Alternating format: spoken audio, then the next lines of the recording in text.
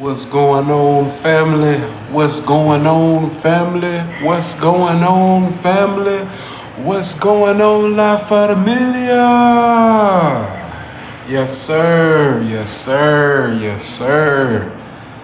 Another day. Thank God. Thank Big God, Elohim.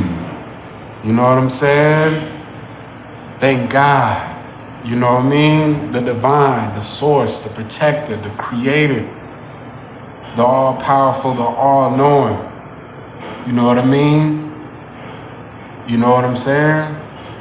That created this infrastructure for our soul so that the weeds and the weeds can be separated and those who are deemed worthy can reap the reward and benefit of what the divine has for us in a divine structure, a divine place.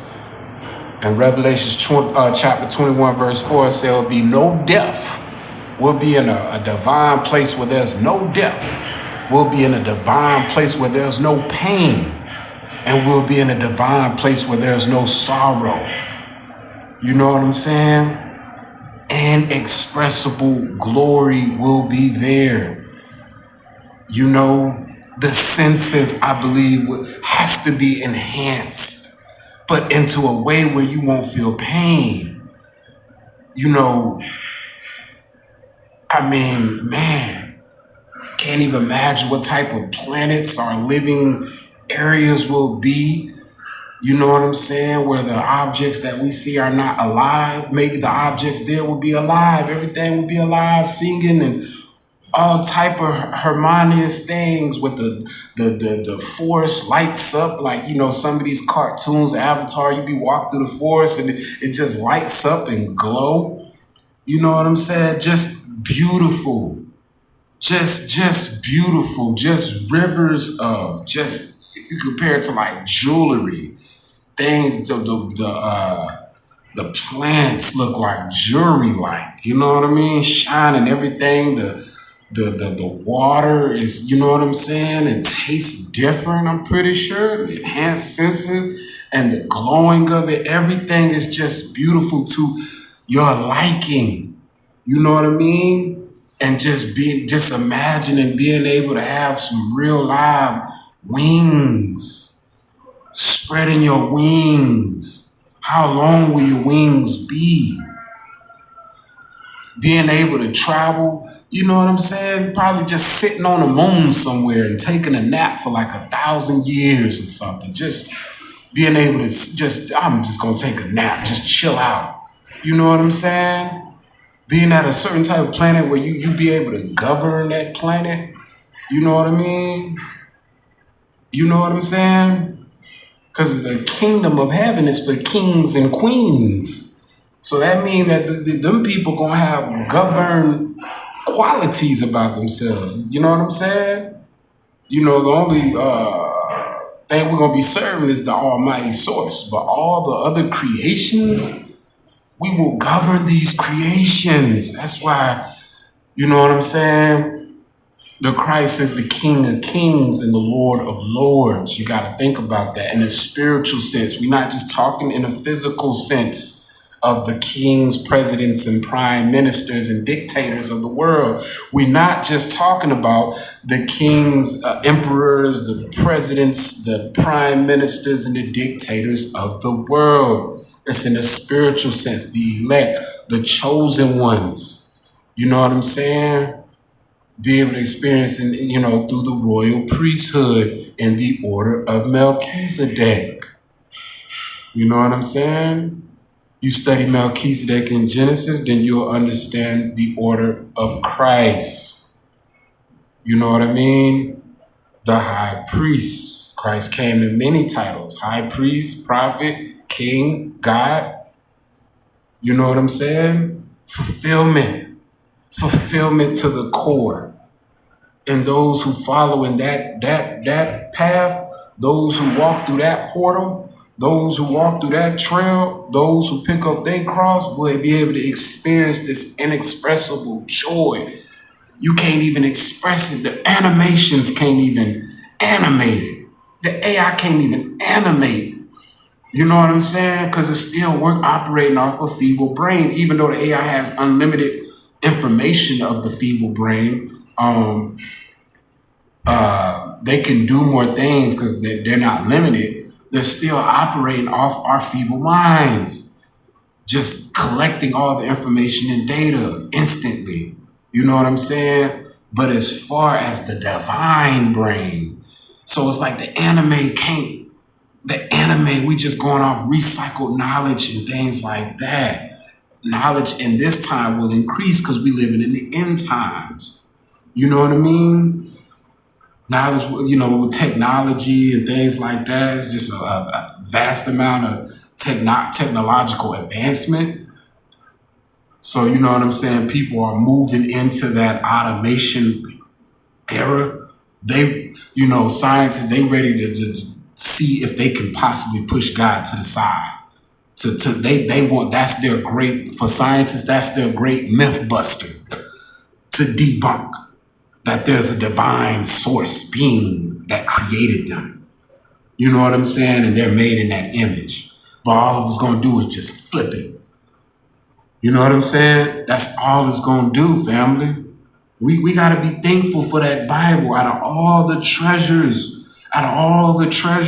in this world, all the possessions in this world, one who walks upon the scroll, one who comes upon a scroll, and think we ain't living in those times happen to pop up on the scroll. We're living in a time where there's Bibles everywhere, but people don't see the value in that. You know what I'm saying? Only way they see the value in it if they can twist it and manipulate it for a use of their control. If they can twist and manipulate it in a use for their beneficial gain, it has to be physical blessings for people to see value in that Bible.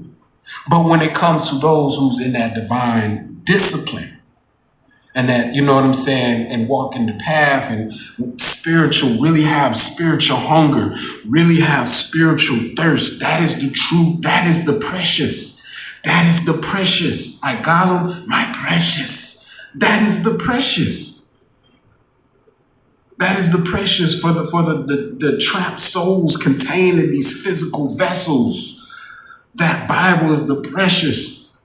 You know what I'm saying? And through that Bible, it will give you a treasure map, and the X marks the spot for the Christ.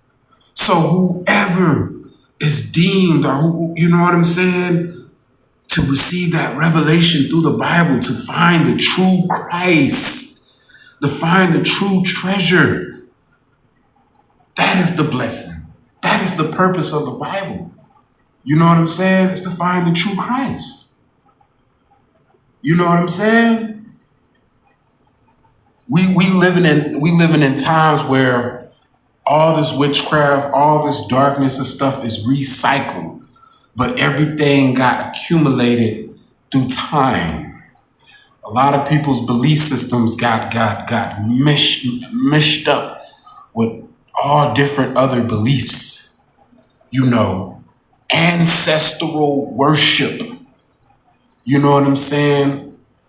A lot of the new ages is like, we ain't doing no witchcraft. We just simply doing ancestral worship. We're getting aid from our spiritual team. You know what I'm saying? The Catholic Church, they did the same thing too. Didn't they create statues of the saints? Statues of the disciples, statues of the apostles. You know what I'm saying? Statues of angels. I think it was somewhere in the scripture where an angel said, don't bow down to me. Don't worship me. I'm just a messenger. When the angel said that, hold on, don't be worshiping, don't be that prayer belongs to God. The prayer don't belong to no angels. The angel like, hold on, don't bow down, don't worship me. If the apostles could come alive like the gargoyles, they come alive, they'll tell you, hold on, what y'all doing? Don't be kissing my feet. Don't be kissing my statue feet. You ain't gonna get blessed like this. This is idolatry.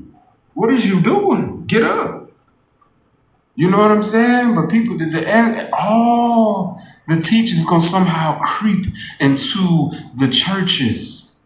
You get what I'm saying? And even when people try to strip away from that, they can see the obvious. Still, certain things that's not obvious. There's still things that a lot of belief systems still adopted. You know what I'm saying? From these paganistic teachings. You know what I mean? The enemy is crafty. It's levels to it. The enemy is very crafty. You know what I'm saying? So it's like you just gotta give thanks to God. You know what I mean? You gotta give thanks to God. You know, it's a lot of processes that we have to go through because we're going through a process of purification. You know what I mean? For the children of light. You know what I'm saying? Like, thank God through this program. I mean, once this program went overt, it's either like when the program went overt, it's like when you get to a certain level, you see it. It's like, what side you gonna be on? You gonna be with the dark side, and you can hear like the join the dark side, Luke. I am your father. You know what I'm saying? They want you to join the dark side. They want your father to be Satan. They want you to be children of Satan. You get what I'm saying? But you want to get on the good side, like whatever side that you pick. But when this program go overt, you get it. It's like, oh shoot, it's a side I gotta pick. And they're gonna make bitter look sweet and sweet look bitter. So the darkness is gonna look good and the good is gonna look bad. You know what I'm saying? So we used to look at the darkness, everybody living a good life. We living it up. What do I do? Living it up. Do I do? What do I do? You know, they just living it up. You look at it, they out there just going, they living out their dreams. A lot of people, because of the physical, because what they want to benefit, because of the struggle, because of what they went through in their life, you know what I'm saying? They have a strong thirst and urge for that good life. But remember, everything has been upside down. You know what I'm saying? Everything has been inverted, okay? And so the darkness is going to look good. And the good is going to look bad. And when I say that, I'm not saying that the holy people are just the poor people walking around with rags. No. I'm saying that the people in humbling situations that still know how to be presentable, still know how to be somewhat presentable. Still know how to have some type of etiquette about themselves. You know what I'm saying? But some people in them rags and stuff could be, angels. You could be entertaining an angel. But I'm saying as a person that on that side, a gospel worker, or you know what I'm saying, a churchgoer and stuff, they would still want to have a certain type of present themselves a certain type of way, or a certain type of etiquette. You get what I'm saying? You know what I mean? It's just like, if somebody really important, you was going to meet somebody really important, let's say a CEO of a company, you know what I'm saying, that you could probably get a promotion. You gonna put on your best cologne. You gonna make sure you got that fresh lineup. You're going to make sure your hygiene up to par. You're going to make sure your clothes up to par, everything pressed and ironed. You know what I'm saying? So when you're going into a place or a house of God, you know what I'm saying? Isn't that a God an important person? So if God's important, when you want to present your offering, your body as an offering, living sacrifice, you want to look your best. You get what I'm saying? You want to look your best when you want to present your body as a living offering into the divine. When you step into his house, you know what I'm saying? But a lot of people don't do that. Shoot, you just come as you are. Come as you are is for the babes, the babies. You know what I'm saying? You know what I mean? I had to be a little bit like a Gentile that went over to Gentiles. Because they were babes. They were babes. But as they mature, it's time to shed that off. You know what I'm saying?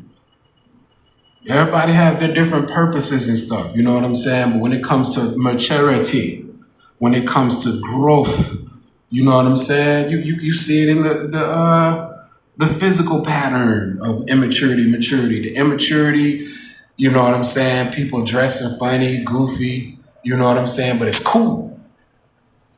You know, but to a mature man, it's funny and goofy. But to the, the world, it's cool. Then as they mature, you start seeing them cleaning up and wearing nice and fine things. You see the maturity. That's the same thing with our spirit. You know what I'm saying? We start getting out of that funny and goofy mindset and start getting into finer things. And that is the purpose. That is what matters. You know what I'm saying? To evolve out of a 3-dimensional world. And then you have the 4-dimensional spiritual world that we can't see, but we can grasp, into the 5-dimensional world. The 5-dimensional world.